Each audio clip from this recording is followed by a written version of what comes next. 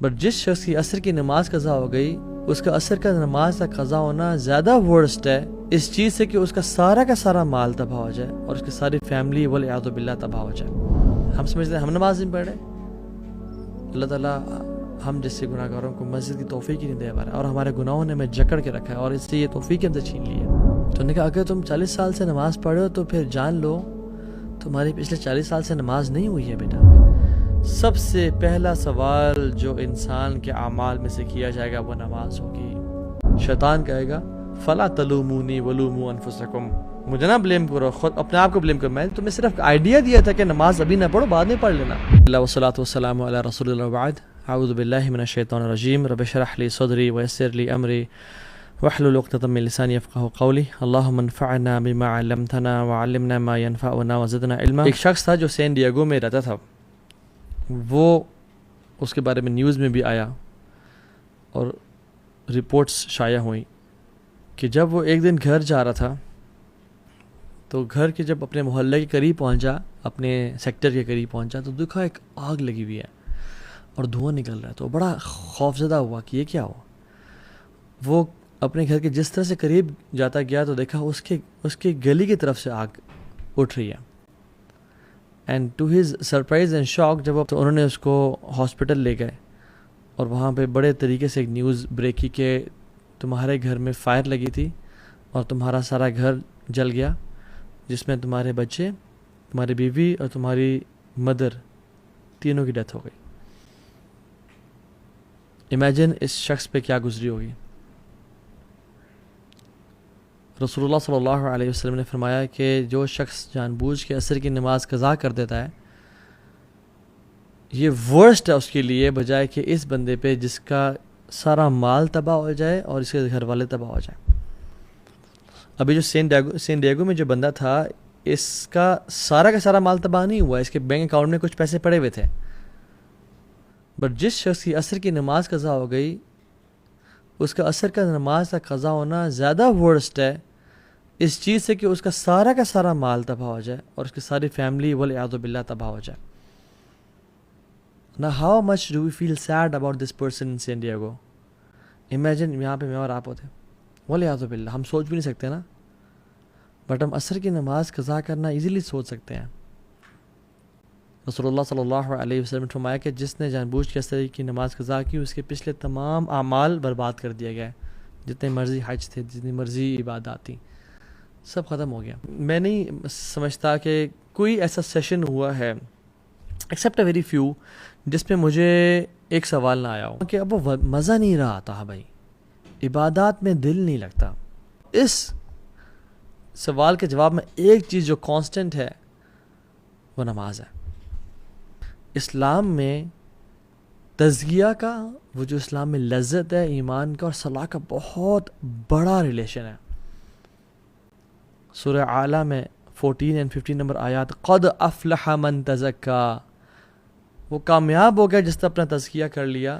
سو تزکیہ تو نفس اور نماز کا کتنا ہی بڑا کوریلیشن ہے۔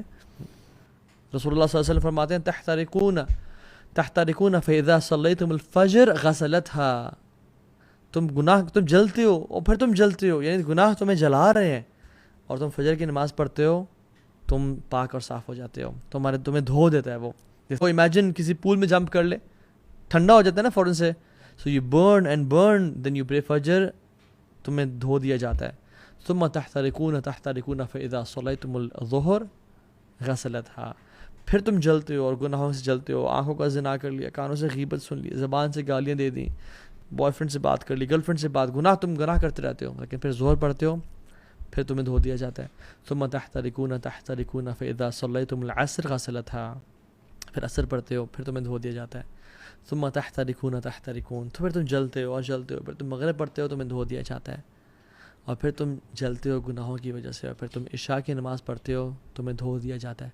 ثم تنامون فلا یکتب علیکم حتی تستیقظوا، پھر تم عشاء کی نماز پڑھ کے سوتے ہو اور تم اس حالت میں سوتے ہو کہ تمہارے اوپر کوئی گناہ نہیں ہوتا حتیٰ کہ جب تم اٹھتے نہیں ہو۔ اللہ اکبر۔ نماز، اگر آپ چاہتے ہیں کہ آپ کی زندگی کے تمام میٹرز ڈیلے ہو جائیں، نماز کو ڈیلے کرنا شروع کر دیں آج کے بعد۔ آپ کی دعاؤں میں آپ ڈیلے چاہتے ہیں، نماز ڈیلے کرنا شروع کرتے ہیں. آپ کی شادی میں ڈیلے چاہتے ہیں in finding the right spouse for yourself, نماز میں ڈیلے کر لیں. If you want money to be delayed, job چاہتے ہیں کہ 1 سال تک نہیں ملی، اب باقی سالوں میں نہ ملے، ڈیلے یور صلاح. ہیلتھ ٹھیک نہیں ہو رہی، صحت نہیں مل رہی، ڈیلے یور صلاح. اور اگر آپ چاہتے ہیں کہ زندگی میں جلدی آنا شروع ہو جائیں چیزیں، تو نیور ایور مس یور صلاح اینڈ ڈیلے یور صلاح. جس کو میں حیران ہوتا ہوں یہ بات سوچ کے کہ جس کو یقین ہے کہ اللہ ہے، جس کو یقین ہے کہ قیامت کا دن حق ہے، جو مسلمان مرنا چاہتا ہے اور مسلمان سمجھتا ہے اپنے آپ کو، اور جس کو یقین ہے کہ میں نے ایک دن جانا ہے اس دنیا سے، قبر حق ہے، قرآن حق ہے، محمد صلی اللہ علیہ وسلم حق ہے، پھر بھی نماز نہیں پڑھتا، تو اس سے زیادہ ایول انسان کوئی نہیں ہے. صلاح از یور لائف لائن. جس نے نماز مس کر دی اس کا سب کچھ تباہ برباد ہو گیا. اللہ سبحانہ وتعالیٰ نے 100 سے زیادہ دفعہ سے قرآن میں ذکر کیا، اور احادیث میں تو بے شمار. قرآن آپ کھولیں 2nd پیج پہ سورہ بقرہ، ذَلِكَ الْكِتَابُ لَا رَيْبَ فِيهِ هُدًى لِلْمُتَّقِينَ الَّذِينَ يُؤْمِنُونَ بِالْغَيْبِ وَيُقِيمُونَ الصَّلَاةَ. جو غیب پہ ایمان رکھتے ہیں اور نماز پڑھتے ہیں، اور نماز کو قائم کرتے ہیں. صرف پڑھتے نہیں ہیں، قائم کا مطلب یہ ہے کہ ٹائم پہ پڑھنا، باجماعت پڑھنا، صحیح وضو کے ساتھ پڑھنا. واللہ اس بندے کی زندگی نحوست والی ہے جو نماز نہیں پڑھتا، یا جو نماز کو ڈیلے کرتا ہے. اس کی زندگی میں کچھ نہیں رکھا. جو فجر کی نماز نہیں پڑھتا، شیطان اسے کان میں یورینیٹ کر دیتا ہے. اس کی زندگی میں کیا خیر و برکت ہوگی، اس کی زندگی میں کیا ایکٹیونیس ہوگی. وہ تو لیتھارجی سے اور ڈپریشن سے بھرا ہوا ہوگا وہ شخص. شیطان گردن کے پیچھے 3 نوٹس لگاتا ہے.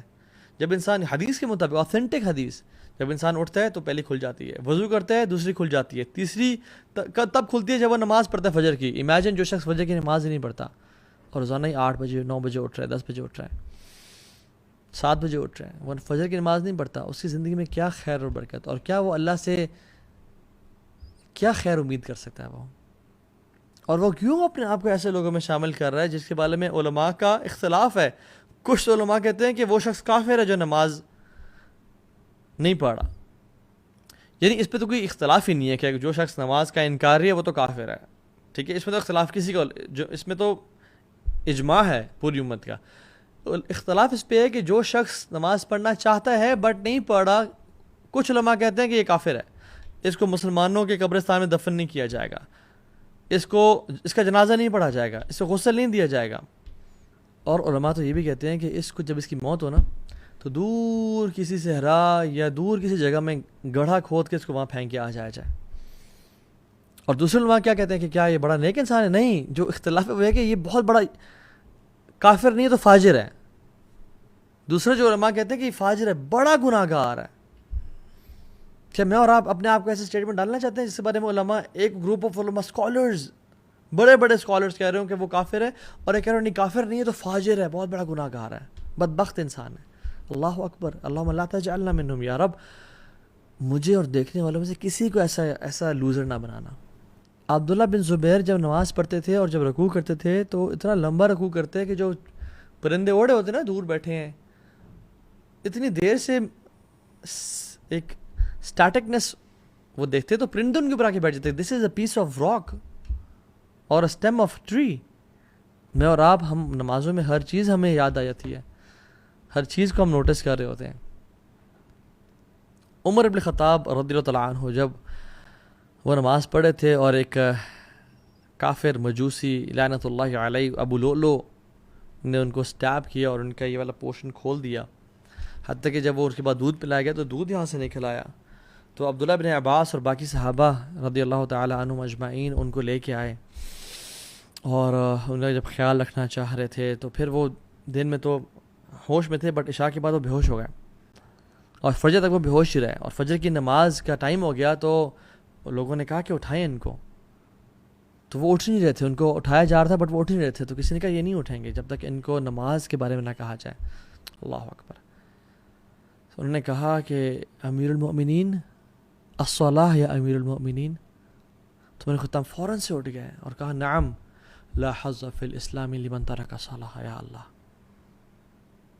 کہتے ہیں ہاں، اسلام میں اس بندے کا مقام ہے ہی نہیں جو نماز نہیں پڑھتا. He is not a Muslim who doesn't pray. اور نماز پڑھنے کے بعد سون آفٹر ہی پاسڈ اوے. اللہ اکبر. دیر صلاح واز دیئر لائف.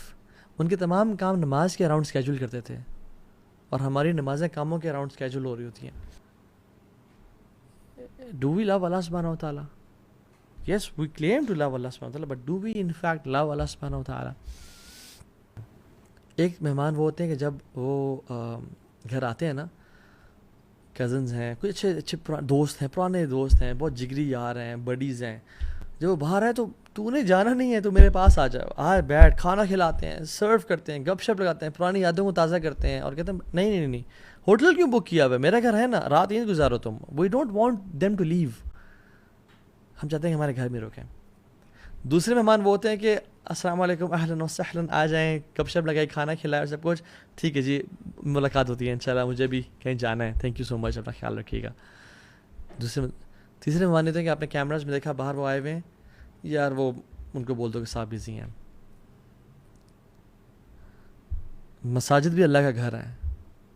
ان المساجد للہ فلا تدعوا مع اللہ احدا. اللہ کے گھر ہے مساجد. ایک طرح کے تو وہ لوگ ہوتے ہیں جب وہ آتے ہیں نا مسجد میں, تو اللہ تعالیٰ ان کو ان کو جانے کی توفیق نہیں دیتے ہیں کہ تم بیٹھے رہو, تم پہلے آ جایا کرو اور دیر سے جایا کرو, اذکار کرتے رہو, قرآن پڑھتے رہو. یہ میرے قریبی لوگ ہیں, میرے خاص مہمان نہیں ہیں. دوسرے وہ لوگ ہیں جو نماز کے لیے آئے, اچھا نماز پڑھی اینڈ دین بس نکل کے فوراً سے, ٹھیک ہے تمہارا تعلق ہمارا اتنا ہی تھا, اس سے زیادہ گہرا نہیں. اور تیسرے لوگ ہیں ان کو دور کر دو, ان کو توفیق ہی. ہم سمجھتے ہیں ہم نماز نہیں پڑھ رہے, اللہ تعالیٰ ہم جیسے گناہ گاروں کو مسجد کی توفیق ہی نہیں دے پا رہا, اور ہمارے گناہوں نے ہمیں جکڑ کے رکھا ہے, اور اس سے یہ توفیق ہم سے چھین لی ہے. قرآن کہتا ہے ان الصلاۃ تنہی عن الفحشاء والمنکر ولذکر اللہ اکبر. نماز تو فحاشی کی اور گناہوں سے روکتی ہے, بٹ میرے سے کوئی سوال کر سکتا ہے کہ تو ہاں بھائی میں تو پچھلے 20 سال سے نماز پڑھ رہا ہوں, میں تو گناہوں سے نہیں روکا. تو دیکھیں it is one of two options, یا تو قرآن جھوٹ بول رہا ہے والعیاذ باللہ, یا پھر میں آئی کین ٹرسٹ یو, یا پھر آپ کی نماز نہیں ہے. قرآن تو سچ بول رہا ہے, اللہ کا کلام سچا ہے, پھر آپ کی جو نماز ہے وہ شاید نماز کہنے کے قابل نہیں ہے.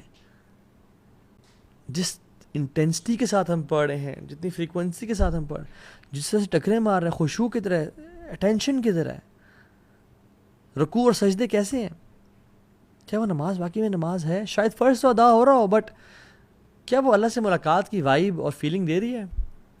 تو پھر جاؤ سجدے میں. ہم لوگ کیسے بھی رکوع سر اٹھا نہیں پورا, جوائنٹس اپنی پوزیشن پہ نہیں آئے, واپس دھڑل. رسول اللہ صلی اللہ علیہ وسلم فرمایا کہ سب سے بدترین چور وہ ہے جو نماز کا چور ہے. تمام اعمال پھر اس پہ ڈیپینڈنٹ ہوں گے, حج, اذکار, نفلیں, لوگوں کو کھانا کھلانا, صدقہ خیرات کرنا, وہ اس پہ ڈیپینڈنٹ, اس کے نماز پہ ڈیپینڈ ہوگی, اور اسی طرح سے اس کا حساب کیا جائے گا. شیطان کہے گا فلا تلومونی ولوموا انفسکم, مجھے نہ بلیم کرو, خود اپنے آپ کو بلیم کرو, میں نے تمہیں صرف آئیڈیا دیا تھا کہ نماز ابھی نہ پڑھو, بعد میں پڑھ لینا. اور دیکھیں نا آپ صلی اللہ علیہ وسلم سبحان اللہ اتنے پرٹیکولر تھے باجماعت نماز کے بارے میں. یہ کہتے ہیں کہ سبحان اللہ, کہتے ہیں کہ میرا دل چاہتا ہے کہ میں کسی کو نہ کھڑا کروں جماعت کرانے کے لیے, اور وہ نماز پڑھائے, اور میں نکل جاؤں, اور وہ لوگ جو گھروں میں نماز پڑھیں, یعنی مسجد نہیں آ رہے, ان کے گھروں کو جلا دوں, بٹ مجھے ان کی بیویوں اور بچوں کا خوف آتا ہے. اتنی اسٹرکٹنس ہے باجماعت. Why are you not the part of community? مسجد کیوں نہیں آ رہے ہو؟ اس دور میں تو منافقین بھی جو تھے نا, منافقین وہ بھی نماز پڑھتے تھے, اور جو نماز مسجد میں نہیں پڑھتا تھا وہ منافق کنسیڈر, پکا ٹھکا منافق تھا وہ, کہ اب یہ تو منافق ہے. سبحان اللہ.